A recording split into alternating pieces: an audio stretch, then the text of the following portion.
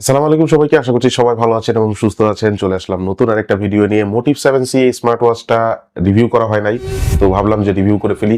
যারা আসলে 2500 টাকার ভিতরে একটা ভালো মানের স্মার্ট ওয়াচ কিনতে যাচ্ছেন, স্পেশালি ব্যাটারি ব্যাকআপটা একটু বেটার হবে, তাদের জন্যই আসলে মোটিভ 7C মানে ওই ধরনের অডিয়েন্সকে টার্গেট করেই অথবা ওই ধরনের কাস্টমারদেরকে টার্গেট করেই এই স্মার্ট ওয়াচটা তৈরি করা হয়েছে। সেই সাথে একটা অফিসিয়াল ওয়ারেন্টি চান, ডিসেন্ট ভাবে ব্যবহার করতে চান, মোটামুটি তাদের জন্যই আর কি। তো ভিডিওটা শুরু করার আগে আমি একটু বলে দিই যে আমাদের আজকের ভিডিওটা স্পন্সর করেছে উইন্টেল মোবাইল অ্যান্ড কম্পিউটার। তাদের সমস্ত ডিটেইলস আমি এই ভিডিও ডেসক্রিপশন বক্সে দিয়ে রাখবো, সেখান থেকে চেক আউট করতে পারেন। তাদের কাছ থেকে এই স্মার্ট ওয়াচটা আপনারা 2500 টাকায় পারচেস করতে পারবেন আমার নাম রেফারেন্স করলে, অথবা সাইফুল সর্দার এই কোডটা ব্যবহার করলে। সেক্ষেত্রে অবশ্যই চ্যানেলকে সাবস্ক্রাইব করে রাখতে হবে। প্রথমে এটার কালার অপশন নিয়ে একটু কথা বলে নিব। এই স্মার্ট ওয়াচটা আপনারা বাজারে টোটাল 3টা কালারে পাবেন। একটা হচ্ছে ব্ল্যাক কালার, একটা রোজ গোল্ড কালার, আর একটা হচ্ছে নেভি ব্লু কালার। আমার কাছে যে দুইটা ইউনিট আছে, একটা হচ্ছে ব্ল্যাক কালার আর একটা রোজ গোল্ড কালার। 6 মান্থের অফিসিয়াল ওয়ারেন্টি দেওয়া থাকতেছে। আনবক্সিং এর এখানে 2 পিনের একটা ম্যাগনেটিক চার্জার দেওয়া থাকতেছে, ইউজার ম্যানুয়াল গাইডটা দেওয়া থাকতেছে, ওয়ারেন্টি কার্ড দেওয়া থাকতেছে এবং স্মার্ট ওয়াচটা দেওয়া থাকতেছে। এটার চার্জিং ব্যাকআপটা অসাধারণ পাবেন। স্পেশালি এটার যে স্ট্যান্ড বাই টাইম, সেটা কোম্পানি যেটা আর কি বলতেছে যে অ্যারাউন্ড 1 মান্থের মতন আপনারা শুধু স্ট্যান্ড বাই টাইম পাবেন। বাট আমার কাছে যেটা মনে হয়েছে যে 1 মান্থের মতন অ্যারাউন্ড না পাইলেও আপনারা মোটামুটি 20 থেকে 25 দিন এটা স্ট্যান্ড বাই টাইম দিবে আপনাদেরকে। যদি হেভি ইউজ করেন 7 দিন থেকে 8 দিনের মতন একটা টাইট ব্যাটারি ব্যাকআপ পাবেন। মানে হেভি ইউজ সবকিছু যদি করেন, লাইক ধরেন কলে কথা বললেন, 24 আওয়ার্স হেলথ মনিটরিং অন করে রাখলেন, সেই সাথে সবসময় মনিটরিং এর কাজ করলেন, অথবা দেখা যাচ্ছে যে অ্যাক্টিভিটি ট্র্যাকারের কাজ করতে থাকলো, মানে সেন্সরগুলো অ্যাক্টিভ থাকলো আর কি। আর সেই সাথে স্পোর্টস ফাংশনগুলো যদি ইউজ করেন, এসব ক্ষেত্রে যদি হেভি ইউজ করা পড়ে তাহলে 7 থেকে 8 দিনের মতন ব্যাটারি ব্যাকআপ পাবেন।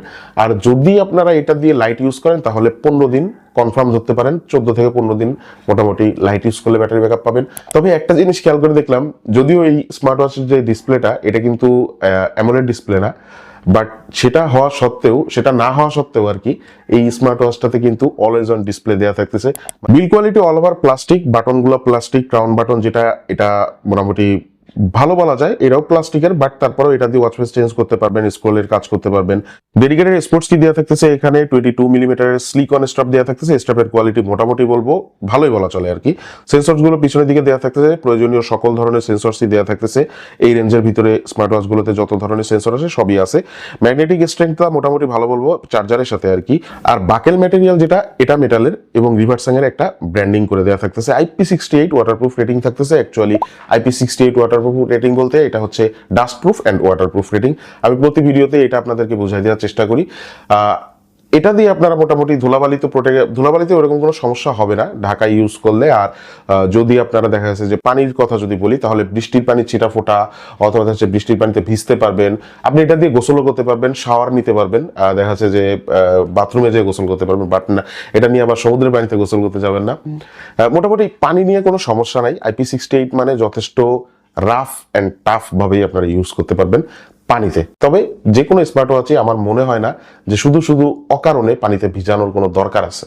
1.52 ইঞ্চি ডিসপ্লে দেওয়া থাকতেছে, 360x360 পিক্সেলের ডিসপ্লের যে কালার কম্বিনেশন, মোটামুটি বলবো 262K মিলিয়ন কালার সাপোর্টেড এই ডিসপ্লেটা। ব্রাইটনেস ভালো ছিল, সাইড অ্যাঙ্গেল যে ভিউটা সেটাও মোটামুটি ভালো লাগছে আমার কাছে। তবে এই ডিসপ্লেটার বেজেলটা সামান্য একটু বেশি। অলওয়েজ অন ডিসপ্লে ফিচারের কথা তো বলেই দিলাম। ডে লাইট ভিজিবিলিটি ভালো পাবেন এটা দিয়ে। ফুল ব্রাইটনেস দিয়ে রাখলে তীব্র রোদের আলোর ভিতরেও মোটামুটি ভালোভাবেই দেখতে পারবেন। ওভারঅল ভালো ছিল সবকিছুর দিক থেকেই। রেস্ট টু ওয়েক ফিচারটা নিয়ে আলাদাভাবে একটু বলে দিই। রেস্ট টু ওয়েক ফিচারটা দ্রুতই কাজ করে, বাট আমি মনে করছিলাম যে আরেকটু ফাস্ট হবে অথবা আরেকটু ফাস্ট হওয়ার দরকার ছিল।